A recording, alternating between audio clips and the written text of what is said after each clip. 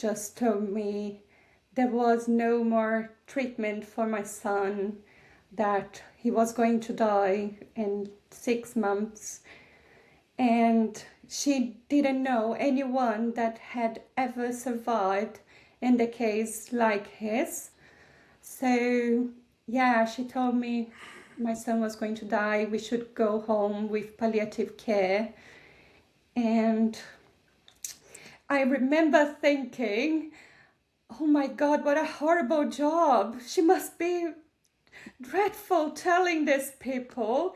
And it's funny, I was thinking like that and not crying, but the only thing that came out of my mouth was, we will be the first.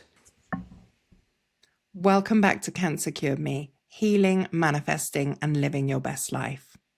Today's guest is a mother who received the worst possible news any parent could ever wish to receive, that her son, just 3 years old, had leukemia.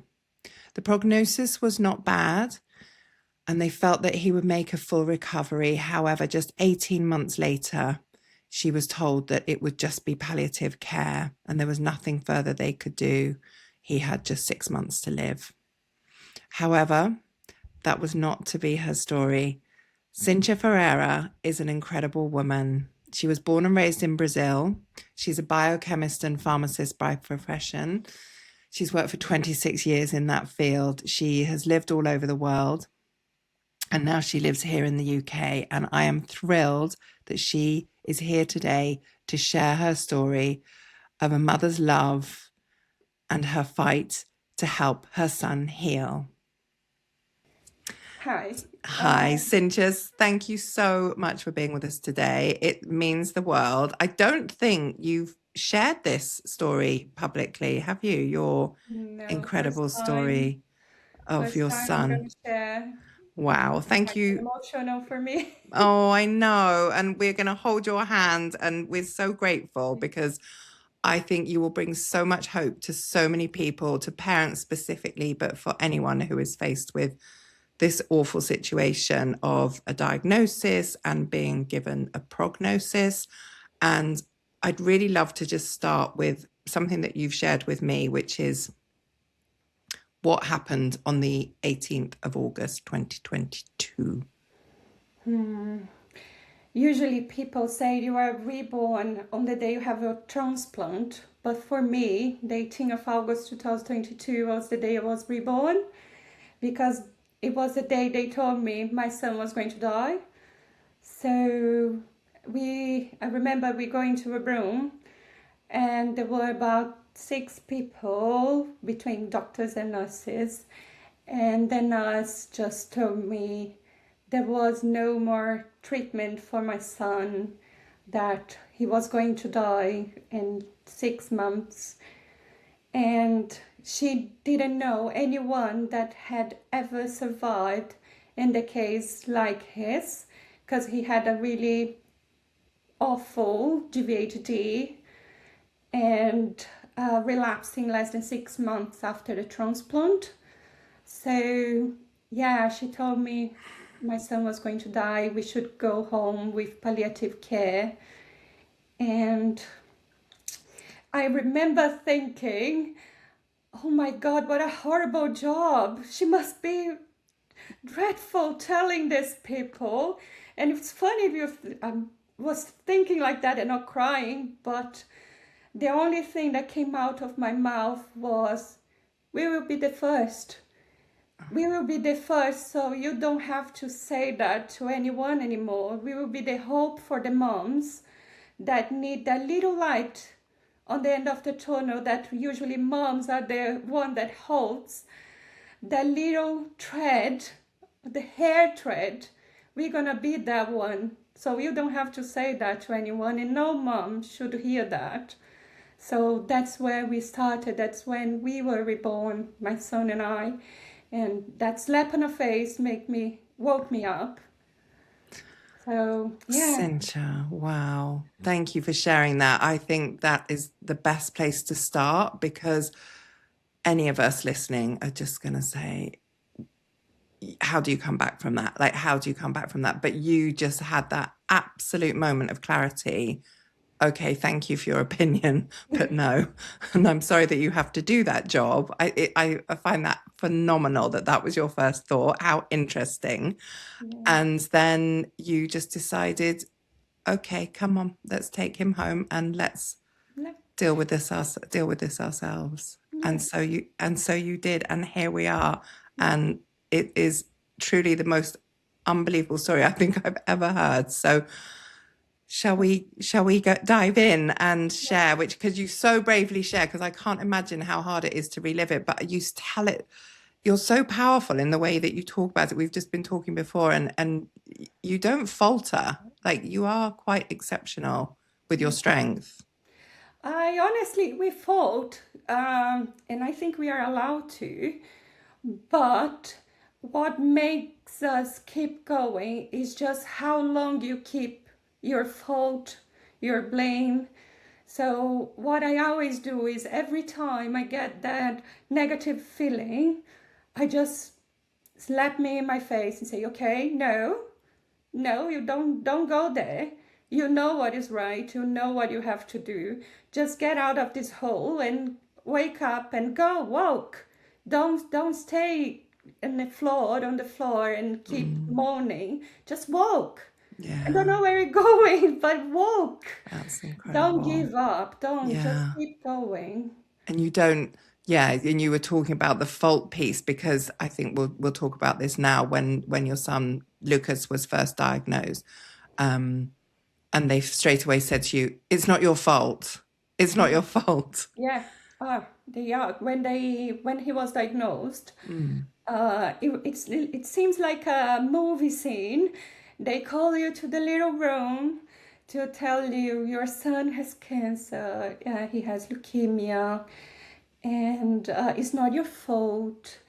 You have nothing to do. You can trust us. We're gonna treat your son. He's gonna be fine. The probabilities are for because he didn't know what was his type of cancer. It was a leukemia, but it can be many types. And so he said, oh, depending of the type of leukemia he has good prognosis. So yeah, don't be afraid. We're gonna treat your son. And that phrase, I know it comes as a consolation, but also comes with we rely on them and we don't take action. I think it locks us up on the floor and don't make us think like what we've done so we can fix it or where we can improve, but we just rely on them to do the job. And I think it should be both. We should do our part and they should be theirs. So I Yeah. know it comes as a consolation, but sometimes consolation is not the best approach. You should know or you should think what you can do. If there is no problem if you have done something wrong, as I shared with you before, my diet was not good. So I knew there was something related to diet that could have brought him to that situation. So if I had thought that before, if I had not been locked by them saying they would deal with, I may have had taken actions before Right. I did. Right. So Okay. yeah, I think we should be careful with between consolation and thinking and trying to action as well. Yeah, not giving away your power completely, and just trusting that, okay, well, they're doctors, so they're going to tell me everything that we need to do, and that's the end of it, and we won't go any further than that. So Yeah. take us through, if you don't mind, that moment of diagnosis back in, I think you told me January 2021, Yes. where you had sought help for Lucas, and that wasn't easy in itself, I know. But you said that he was suddenly, you were noticing bruising on his body and so little energy from being a really energetic child. And was he 3? Did you say he was 3? He was When, 3. He was 3 years. yeah, Sorry. He was 3 years old, yeah, and he started showing up bruises in places that was not common for a boy. yeah.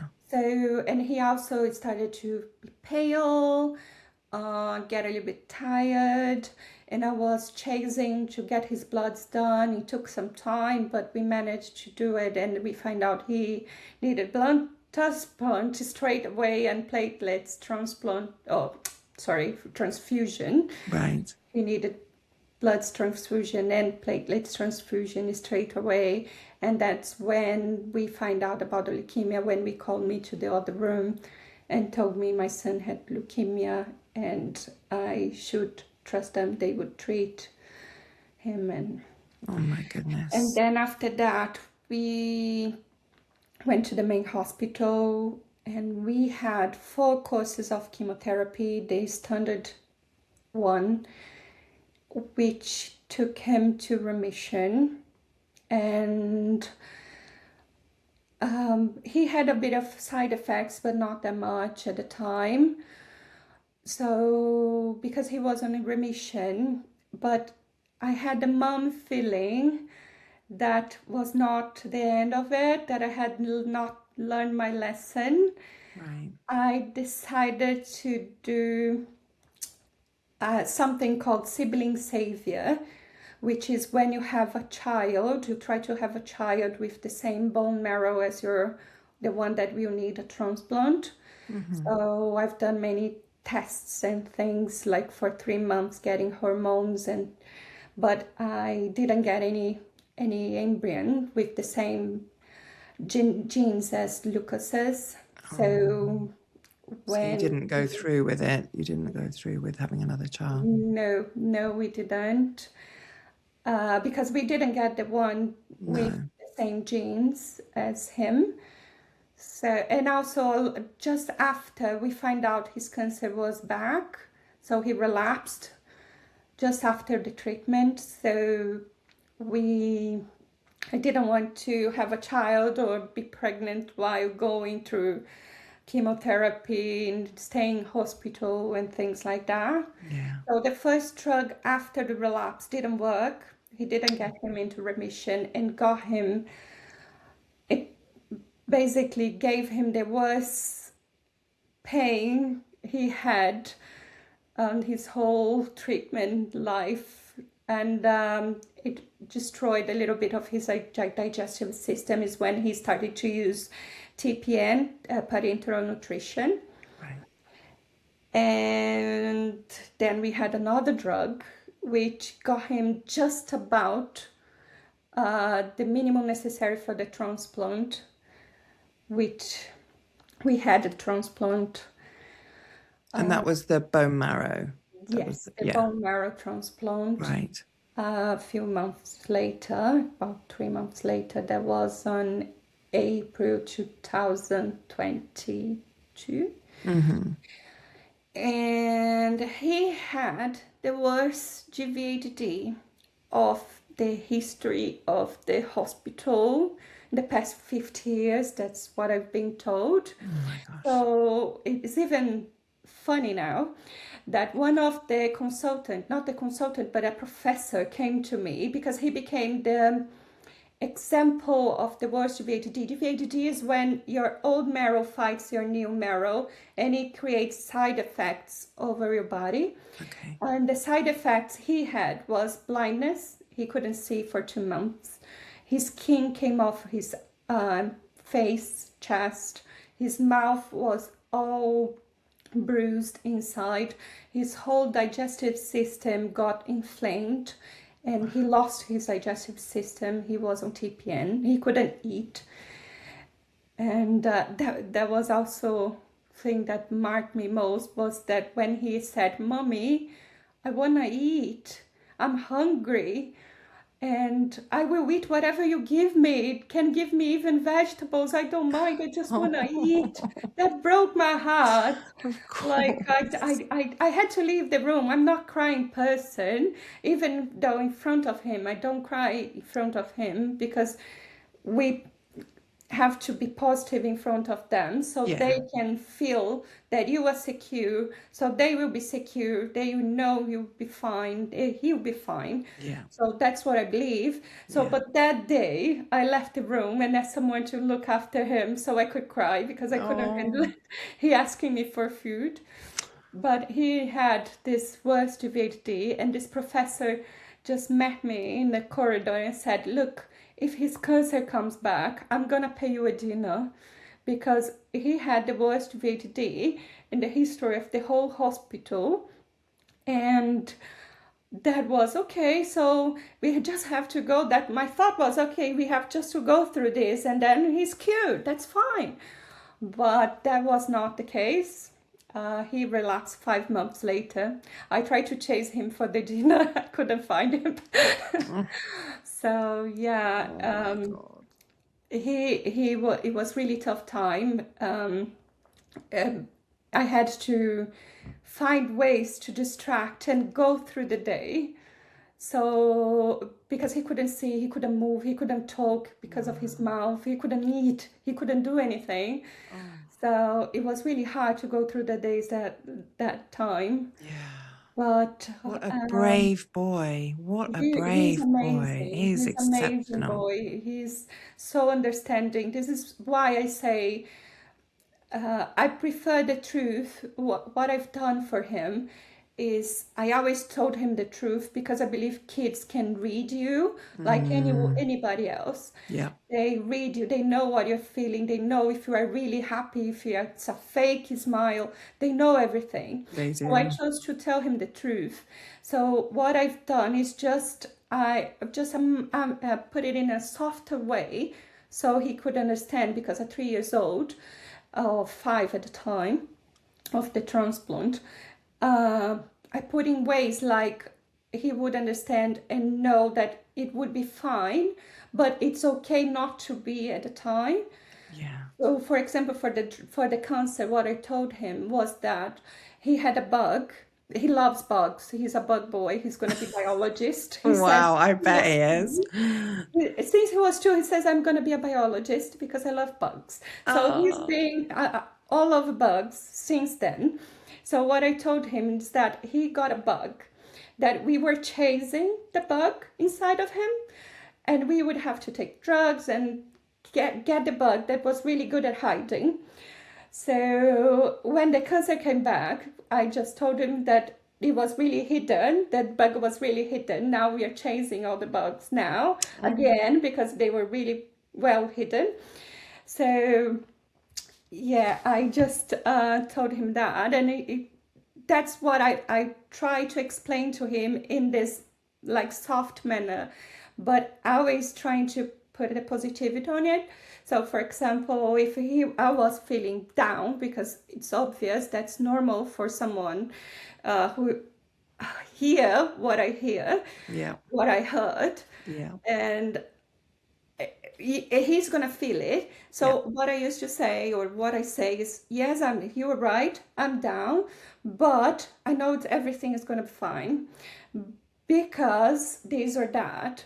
That's what we're gonna do. That's what our plan. So that's what you have to. I know it's hard, but you're gonna go through this, and I'm here with you. So he's being always cooperative, and I think that's one of the reasons. So because he knows what is happening, he's willing to help instead of just not avoiding things. So he's being always the example of the words he's been through, because he was always willing to help. He was always, of course, he was afraid. He used to tell me, "Mommy, I'm afraid." I said, "Okay, it's fine. It's good to be afraid, but we have to do it because of this or that," or things like that. But he always being aware of what was happening in a softer way with him. Right. And I believe that's one of the reasons he was a really good cooperative boy in understanding in many ways. And I always put the end of it like a positive end of it. If it's bad now, that's what we're gonna do to be right. That's gonna that's what we're gonna do to be positive, to be better. It's not it's not now. I know it's not now, but it's gonna be. So I was certain of what I was saying and believing what I was saying, so he Yeah. would believe. Yeah. So that's Yeah. what we went through, and he went through in a such good Wow. way, I think. Oh my So goodness. Well, thank goodness he has you for his mum. So from that moment of, all that he's already been through, and then to finally then be told, no, you're going to go home and we can just offer palliative care. And you had that moment, as you say, that you were reborn, which I love. And you didn't even cry. You just were like, no, it's okay. And you just knew, your mother's intuition was, we've got this and we will take care of this. yes, I Tell know. us what happened next. So I remember leaving the room. I told the nurse, okay, not we're gonna be the first, and I will give you the hope for the other moms. I remember leaving the room. Lucas was just beside our room. We were talking. I opened the door, smiled, and said, "Let's go home." And I went home. And the first week, I even I even don't know how to share this, but I don't know if they're gonna like. But what happened was a palliative care person came over, and she was explaining to me through all the things we were going to go through, and she asked me, "Do you have any questions?" And I said, "No, I just don't want to see you anymore." I just don't want to see you anymore because I won't need you. Oh, So, and she said, "Oh, I'll give you my phone in case you need." I said, "Okay, you can leave at the door. I won't see you." And she said, "Okay, I incredible. heard that before, but I will leave my phone anyway." I said, "Okay." And I haven't seen her. I saw her a few months ago in the hospital. We were just cross paths, and she said, "Oh, remember you told me to go," and I said, "Okay, yeah, I remember you." I And love that. excuse And me. she knew that you Yeah, said, I don't want to she see. knew me. She knew me Brilliant. because Absolutely I said, "I brilliant. just don't want to see you anymore." And So and yeah, so you that's made that happen. I made that happen, and I just when we went home, he was on really bad condition. He was not eating. He was on TPN. He had many eye drops. Um, his skin was okay. He got his skin back, but his digestive system was all destroyed. As they described, it was mushy. He had no more Mm. villi or things like that to absorb anything. So when they threw the ball to me, saying that they didn't have any more options available, I said, "Okay, now the ball is in my hands. Now I will Mhm. take care of it." And that's the part I say that I blame myself. I should have taken the ball before that, but better late than never. Absolutely. So And now you're sharing with other people. So, yeah, you are still passing it on. there is always hope. Yeah. Yeah, don't believe it. Just do what you feel like doing and Yeah. trust your instincts. Mom Absolutely. knows better, and you know better yourself than anyone else. So just Yeah. trust. I And love that. that's what I've started. I've started through his digestive system, because I knew everything is starting in your gut. So I've tried to recompose his digestive system, but because one of the side effects of the chemotherapy he was in, um, it destroyed his pancreas. So it didn't destroy, but it blocked one of the ducts of the Right. pancreas, so he couldn't Okay. dissolve the fat or the meat Because the duct properly. was completely Yeah, dissolved. Right. it. Okay. So I knew I should start through the digestive system, through the Right. gut. But I should be careful because of the pancreas, so I couldn't have meat because he would vomit blood every time I Mm. tried. Oh, So I was on a vegan diet for a few years. Started with just broths, vegetable broths. I tried many Ayurveda plants. And I've done teas, slippery elm, chamomile, green tea, small amounts. Yeah. And then I went to mushy. We call it mushy, but mashed potatoes, mashed everything that would tolerate for the swallow until Right. it came back and would absorb. It had to be rich in carbs. Unfortunately, at the time, Okay. I couldn't go low. I couldn't go low carb on him because he was undernutrition. He didn't have any nutrition besides the Yeah. TPN. Mm-hmm. So yeah, we're working in conjunction with the TPN and starting to eat back again Okay. until they told me they were training me about the TPN. They told me he of course he would stay for life because they were not expecting him to leave, but they said he might take about years to get his lining reconstructed back, and it didn't take that much. So I think Really? it took us. He was off a TPN of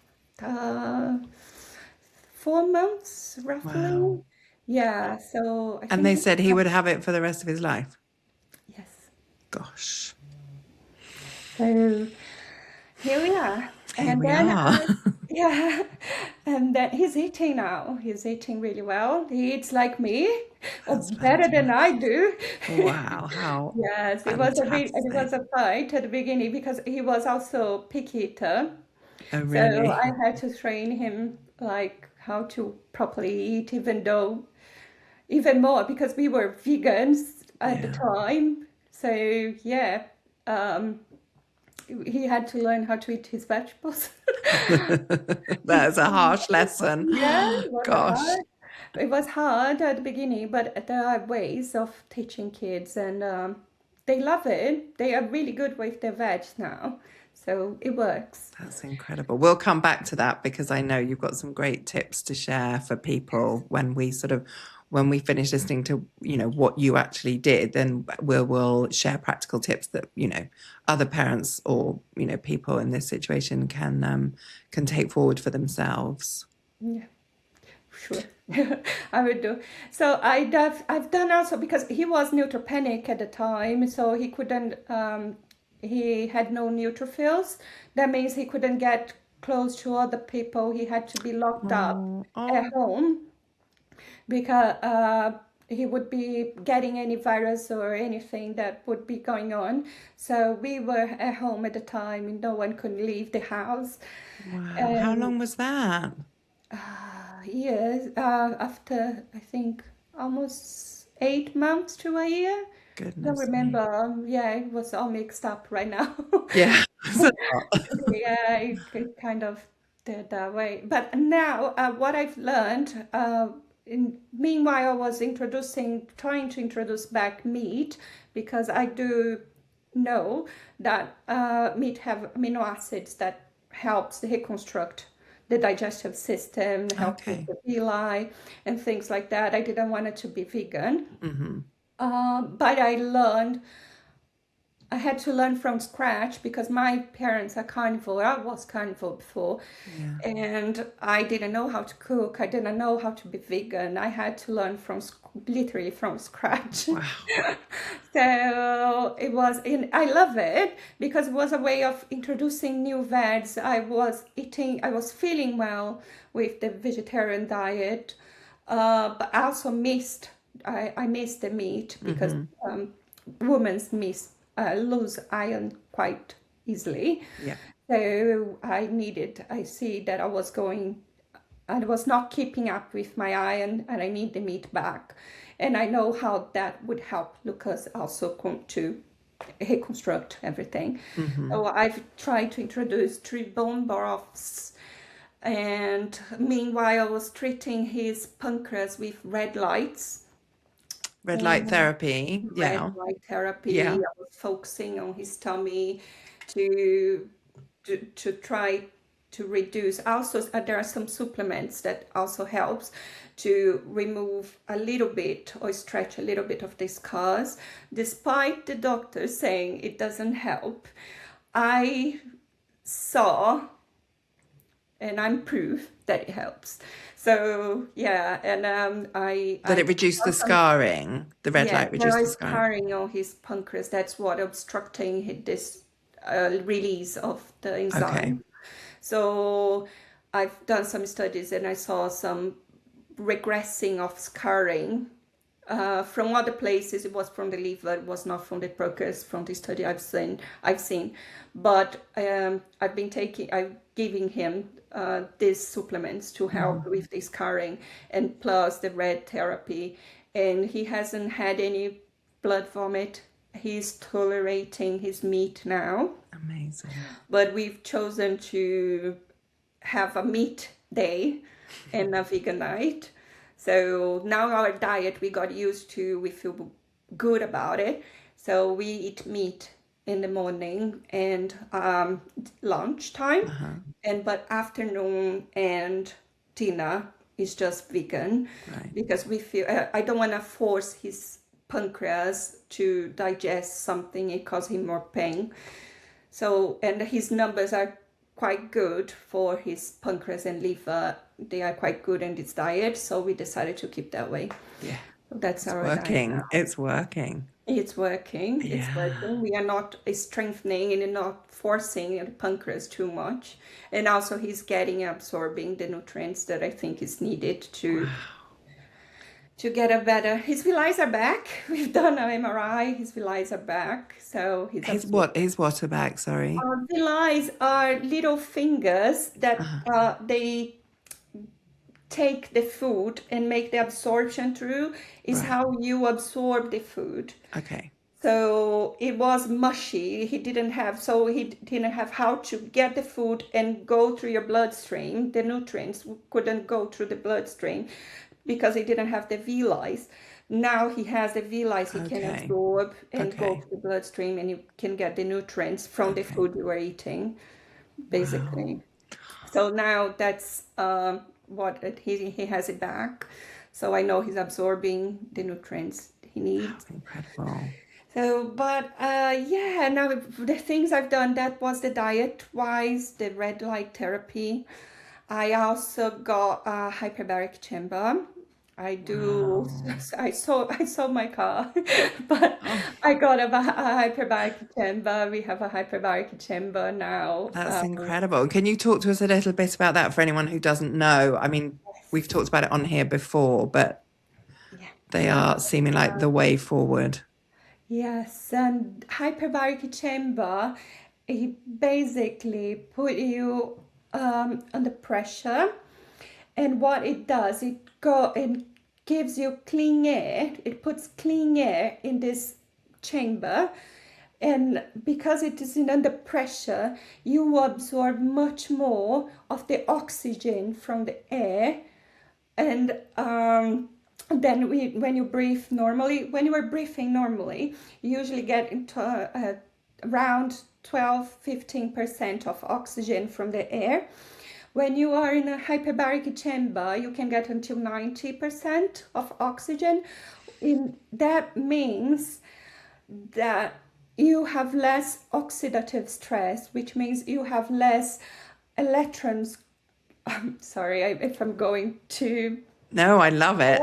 I love But it. what happens is you get less electrons free, so it doesn't as much electron. If you have a lot of free electrons, you're gonna get more aging stuff. You are more prone to diseases because it is free to other things to glue to. Got you. So if you have less, that's what the oxygen chamber does. It leaves you with less free oxygen or free electrons for Okay. other things to glue to. Yeah. So it gives you a better skin, less inflammation. Inflammation is also through free electrons that if you have less, you have less inflammation. It decreases the inflammation of your body. And for him who had GVHD, which is defined, which is also an inflammation, it decreases the GVHD and inflammation. It's funny because I bought the chamber. I rented the chamber to treat his intestine and his stomach and his pancreas, the digestive part. But actually, it's been helping his eyes a lot. Like, I wasn't expecting that much of help on his eyes, and I've been surprised how much it helped, because he was taking about 5 or 6 eye drops every single hour through the day. Now he takes twice, 3 times, and he's opening his eyes. I know it's a time thing that, of course, they are reconstituting the whole cornea and everything. I know it's decreasing the inflammation, but also I know if we don't do the hyperbaric chamber for a week, because we do spaces, we have to have spaces in the hyperbaric chamber treatment. Yeah. When we do the week off, his eyes get worse. So when we come back, his eyes get better. So I have no doubt it is the hyperbaric chamber helping. Yeah. That's incredible. It is incredible. That really is. Hyperbaric chamber, it's amazing. Yeah. I truly recommend anyone who is going through inflammation, leaky gut, or anything related, get yourself some sessions and see for yourself. That is incredible. It's amazing. I honestly. So essentially, and I have heard this often now, but the cancer can't thrive in a well oxygenated body, can it? And that's how you've just explained it in a way more technical, biological way. And I shared with you, anyone who heard the interview that we have on here with Dave Bolton, who is an exceptional cancer patient he's 10 years into his 3-month prognosis for his incurable brain cancer. And I laugh because he laughs about it. I mean, I think he calls, he's got a name for his tumor and all sorts of things, but he absolutely swears by the hyperbaric oxygen chamber. And he said exactly the same as you. It just changed everything. Yeah, I honestly I was so sure of what I was doing. I didn't get for the cancer, but I got for the inflammation, because I know inflammation leads to cancer. Of course. So I knew if I let his tummy be the way it was, it could lead him to cancer or return of his cancer, a relapse, or it would lead to another one, because he was poorly inflamed inside. Yeah. So that's why I focused on just the inflammation, and there is nothing better than a hyperbaric chamber. Honestly. How fantastic. Oh my God, how fantastic. And we should say that you weren't doing this completely in an isolated fashion. There was still, and obviously, you're a biochemist, you're a pharmacist, he wasn't drug-free at this point. He was still having medication. Yes, I also gave him, besides all the diet and all these treatments, I also gave him supplements that help. That's something that amazed me, is that how hospitals, they know how chemotherapy attacks your body. And I will say cure, I will say attack, because that's definitely an attack. And it depletes you from many minerals and vitamins, and how they cannot even tell you to supplement, because we know how food is important, how food should be the first source. But for someone who is going through a lot of chemotherapies or going through such a depleted diet, it should have supplements with that, in my point of view. Yeah. And to put back what's being destroyed. Exactly. Yeah, it makes perfect sense. There's nothing, mind-blowing about that. Yeah. Exactly. And how they cannot tell you that, how the doctor's dietitian don't tell you to supplement or give you something that would supply with this Support. thing, yeah, with these Yeah. minerals and things that you need when Yeah. you're depleted. And I know we cannot take just, you can take from food, of course, but someone like my son that was not absorbing anything, he needed supplements, Of that he needed course. something that would get him back what the body needs, because what I see the body is like building blocks. For you to build a house, you need many other materials, and if you're not giving the materials, how can you build the house? Like, you can destroy the house, but you are not giving the materials to build it back. So So it's just true. it's So true. It's so true. And we're not here giving anyone medical advice or anything like that. This is exactly what's worked for your son. But just broadly, and obviously we won't go into dosing or anything like that, but broadly the supplements they were, high dose vitamin C. high dose vitamin C, high dose vitamin B12, high dose vitamin D. Of course, it has to be done with K2. Yeah. I had um, um, zinc, magnesium, essential, minimum you can do, because it's one of the things chemotherapy deplete you of. Um, because of the thyroid, he was on steroid. Because he had this bad GVHD, he had to have steroid to control so it doesn't destroy yourself, basically. So the steroid contain all your immune system, and one of the side effects is osteoporosis, which I was giving vitamin D, magnesium for, but also can get your adrenal not to work anymore. Right. So I was giving a lot of other things to help his adrenal as well, like all the things I told you before, vitamin C, B12. B12 is really good for adrenals. D, K2, zinc, magnesium. Top of my head. Yeah, no, So that's a many great start. so many That's a great capsules. start. No, but it makes perfect sense. And it's just so good to hear that. And as we say, seek your own, support and advice. Yes. And I know you very kindly said that if anyone listening did think, God, I just really want to talk to Cintia and ask her what she thinks, and, you're happy to chat. Yes, I am happy to chat. I'm happy to guide you for whatever you need. Maybe I'm not the one, but I can give you the phone of who You could can be. say, yeah, this is what worked for us and this is who we talk to. And yeah, that's so helpful. That's just helpful. Incredible. And so he was taking the supplements, he's a hyperbaric oxygen chamber, and then his sight was getting better. And so where are we at now? Because he's 8 years old now. Yes. And where have we got to in his little life and all the things he was going through? When did we know that he really, really turned a corner?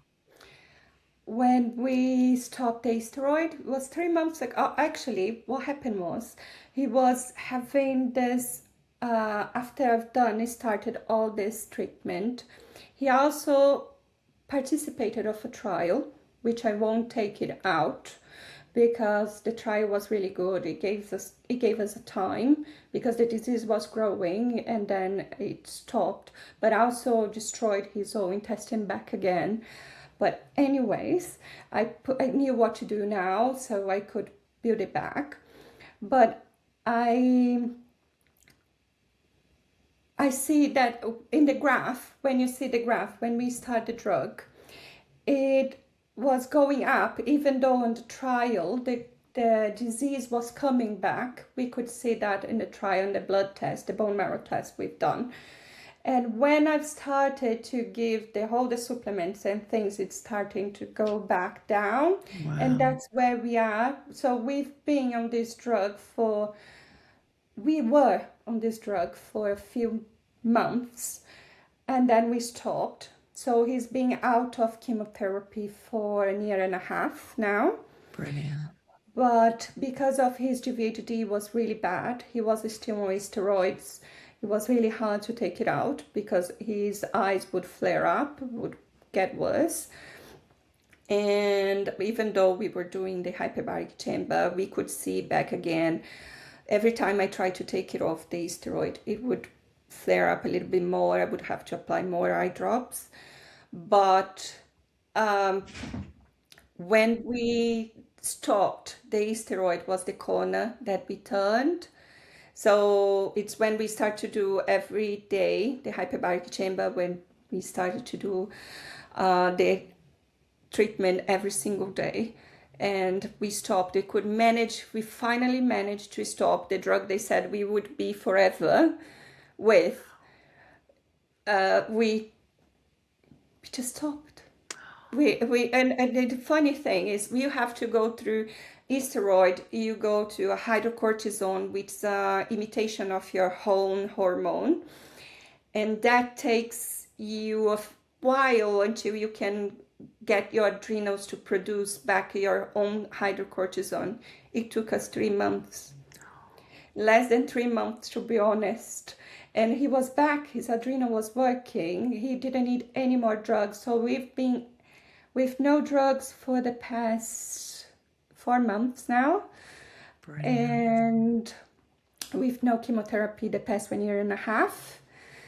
And he had no side effects from the steroid, even though he took for 3 years. He had no osteoporosis. He's slow growing, but because we just stopped the hydrocortisone and the steroid, but his levels are normal. His hormones are normal. No hypothyroidism. That's another side effect of the steroid.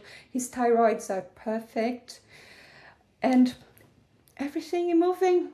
Amazing. Yeah, after we were in a roller coaster, I feel now that we are finally on the straight line going to stop. Yeah. And he feels good, and he's good, and he's thriving. Yes, I honestly, one of the things that also I want to talk is just that they don't tell you the side effects. It comes after, even though you finish the treatment, because he was, since he was 3, he hasn't had any school or any child contact ever. No. Like me, because he was always with just myself and in pain, or his brother. That was the only contact he had with someone else. And that affects his psychological and also his learning, his interaction with others. So that's something we struggled a lot after we finished, because once we were off chemotherapy, we started bringing him to school, and I had to go with him and stay with him in class. So because he couldn't speak. He still doesn't speak with adults. He's speaking with children now. But he's still learning how to talk with adults, how to not expect someone to come with a needle and just Oh my prick. goodness. So he had a lot of things to catch up with, Yeah. because he's only 4 now, because he's 8, and he Yeah. hasn't even learned how to read because he hasn't had time. Oh, he's just been keeping himself alive. Yes, exactly. We were fighting to get him to leave. And now we are chasing things to get him to move forward and not be too much behind. And that's something we struggle when people don't say. And also the learning difficulties, because he had so many drugs and things that affected your system, your nervous system. It's a little bit slow to get him to learn, but from my point of view, I think he's amazing. He has learned how to read, how to write in less than 6 months, and that's for me, it's just that's what I think is the power of food, and this is the power of nutrition that brings you everything, the blocks you need to keep doing what your body was need to do. It was built to heal itself. So if you don't give the core things for it to thrive, it won't thrive. So that's what I defend. It's just you need to give him the blocks, the food, and the supplements it needs. It will thrive because that's nature. Yeah. The nature is keep going, is surviving. So yeah, I'm amazed. That is beautiful. I'm so grateful to you for sharing that. And just listening to you talking about his education, and I think, but God, he's so wise already with what he has faced and his resilience, his endurance, he's stronger than probably most adults. What I know, he probably doesn't know much different, but even so, like, for any of us to consider what he's gone through, and obviously for you as well, what you have done for him is absolutely mind blowing. And I also think, I think it's in the Scandinavian countries, they don't even start reading and writing till at least 7. Who says they have to do it then? I feel like he will fly through school. And I think you shared with me that he's so fascinated and he wants to be a biologist. Yeah, he says that he want to be a biologist. And he will, won't he? He Yeah, he just will. will. I told the doctor, I said to his consultant, um, uh, even before he was better, I was telling her, I said, I'm going to invite you to his graduation when he Oh, becomes a biologist. You should be there. yes. And he will. And that will happen. I That will know it. I know it. And I know you and I are both fans of Dr. Sam Watts, who was yeah, on the podcast the last couple of weeks. And obviously he's very much an Ayurvedic practitioner, which is something that you fully endorse and that works for your family. yeah, And he talks so much about all his research with ECAPs, exceptional cancer patients, of which clearly Lucas is one, yeah, and, living way beyond any prognosis that a doctor's given them. And he said it's just having hope, which obviously he always had, because that's what you instilled in him, because you always had hope.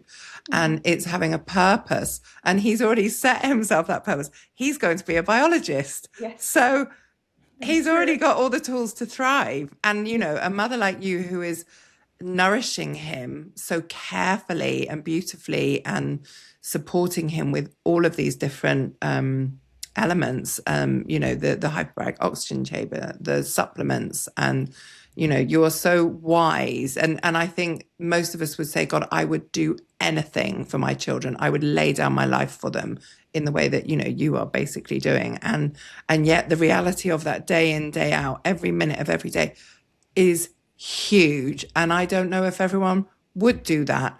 They would try, but whether or not they would succeed in the way you have. So I just think you are an unbelievable role model. And I really hope, and I know this is your plan, that I hope you will write this story so that you can share it far and wide. And obviously we're starting with this podcast, which we will share far and wide. So I would really like to conclude with, and I know you've sort of said this throughout, but what would you say to people listening who, God forbid, are on the same journey or, have someone in their life with cancer right now? Because obviously some of it is so specific that we've said we can't really give that advice, but what are the essentials that you would recommend?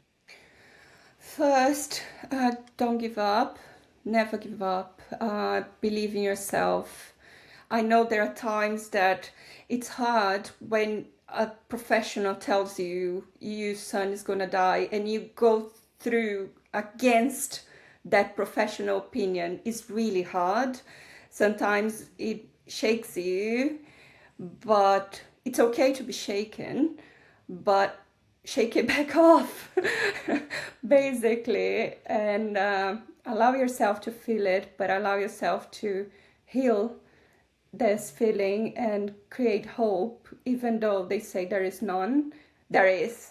There is not, you can make it. You just don't give up. And from change your diet. I think that's the main thing. I would go for a more integrative system, which includes your diet, plants. Plants can cure, plants can help. All, as a professional myself, I know all the drugs were based in plants.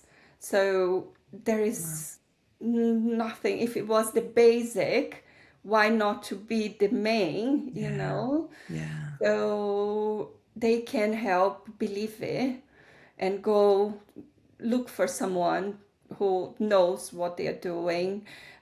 Don't strain yourself just to a country or go abroad. There are people everywhere who is in similar situation than yours that can give you advice or give you the telephone of someone that who can help you with. So yeah, I think that's it. And don't trust. It's not doctor's responsibility alone. I think it's too much for one person to be responsible for someone's life. It's also yours. You are responsible for your life. You are responsible for your sons.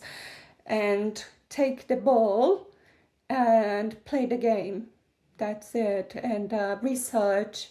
If you don't know how to do it, find someone who does and can help you. I think that's it. Wow, that's incredible. And when you mentioned there about diet, and I know that you have even been taking this into your son's school, and because if we want to educate from, grassroots, don't we want to go to young children? And you were telling me, I absolutely love this about microgreens. Yes, what I've been trying to do is get the school more involved in nutrition and maybe getting some classes about how food is good for you since a young age and getting them to be less against vegetables and more into it. So I've done some classes about microgreens. For those who doesn't know, it's microgreens. It's the growth of the plant, the first stage of growth of the plant, where it contains more of the nutrients and antioxidants and less of the anti-nutrients, what they say. So it's better absorbed, it's better bioavailable, you can absorb it more, you can better get it more from the plant. Yeah. And it contains more than the full plant. So what I've done in the school, I've made the kids grow microgreens for broccoli.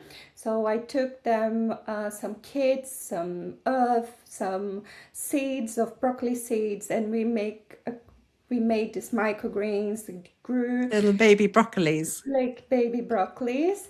And I called it baby broccolis in Yeah. the slideshow so they could be all interested. And then I said, "Oh, who likes broccolis?" They say, "No, I don't like it." And then they ate the full plate, which was equivalent, even small amounts of these microgreens. It's equivalent to a full plate of broccoli. Wow. So it's so powerful Yeah. and so little. It tastes nothing like broccoli. So the kids were saying, "Oh, I don't like broccoli." I said, "Yeah, but you ate a plate of it and you even don't know." And you can put in it, yes, and you can put in your pizza if you want to introduce it. This for the kid is a way of introducing new things, is giving with something they like. So I said, "Okay, if you don't like it now, put it in your pizza just a little bit, or in your Brilliant. soup." And they ate. Moms are coming to me say, "I want to grow this now." And it's so huge. And it's small change in your life that it does make the difference. And these small changes can make big difference if Absolutely. what I say is you don't need to change your recipe. You just need to swap things. Like if you're doing a mashed potato, do a purple mashed potato. It has more antioxidants on it. If you like, I don't know, if you like sweet potato, if you don't like sweet potato, you do a purple one. Like there are small things we can change that it does make the difference. So like rice, you can do gaba rice, sprouted rice, or make it half and a half like I do for my sons. I do cauliflower rice with half normal rice so they can eat. So it's just small things that we can step up And And you shared a brilliant tip, because a lot of people are talking about the about, you know, being worried about eating rice and the arsenic. And you said, and maybe everyone knows this, it's just me who didn't know this, yeah, what you can no. do. Yeah, you can soak it for arsenic ice, for the arsenic in the rice. If you soak it overnight in the fridge, you just put in water, put in the fridge, leave it overnight, and then you wash it, the rice before you use it. The arsenic goes. That's incredible. Yeah, Thank you. I'm it's a so way of, glad you shared that. yeah, it's really good. So it's small Brilliant. things like you can use tea for to make your rice, bone broths, or Green vegetable tea, broth. you would say, Green green tea, I tea, yeah, use with so green many tea. Yeah, antioxidants. sometimes chamomile, depending of if I want them calm. Yes, that My is true. Yes, we fine. don't want them full of caffeine. No, fennel, nettle. Yeah. Nettle, yeah, it's so powerful, isn't it? So yes, Brilliant. And you told me that you also do microgreens, micro cabbage and yes, rocket. And yes, honestly, guys, go and look at this work, this, you know, what's possible, because I think we're so used to just walking into a supermarket and buying the same things day in, day out. And it's so easy and often so processed without, even when we think we're doing good, you know. yeah. But it's just When when someone like you comes along who has literally saved their son's life by making these changes that actually are really, like you say, really simple. You don't, I think you said you also don't have white sugar, you don't have no, gluten, and you make no. your own homemade gluten-free sourdough, Yes, which I I do. love. I'm going to try this. Please try. It's okay. I like it so far. I like it so far. It's just a get used to. Everything is a get used to. I won't Adapting. lie, saying that's the same. It's not. Gluten, it's different. Yeah. But you can get your taste used to that, and I crave it now. Wow. So it does get used. I'm afraid I used to be sugar addicted. Now I don't like it. I literally, if I see it, just they give me chills. Honestly, it can Oh, change. that's mind It blowing to just me, and can I love change. that. And for the cabbage, for someone who is having like problems with the lining, the gut lining or the digestive system, it's amazing that the microgreens, cabbage microgreens. I got the red cabbage or purple cabbage microgreens. It's amazing for the lining. So it Wow. has more antioxidants. It has a unique vitamin that's called vitamin U, that helps the reconstruct your lining.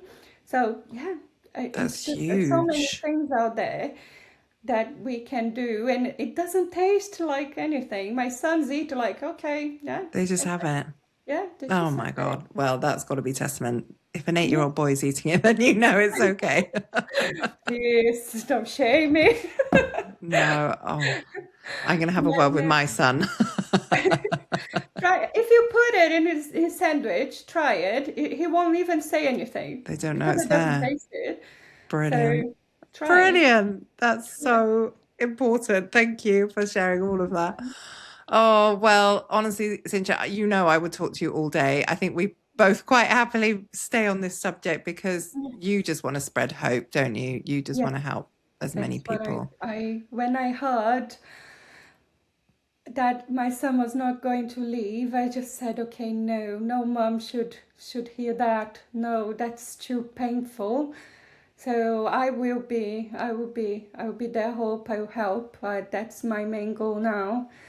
If anyone needs any talking, even just understanding talking, I can definitely, I'm achievable.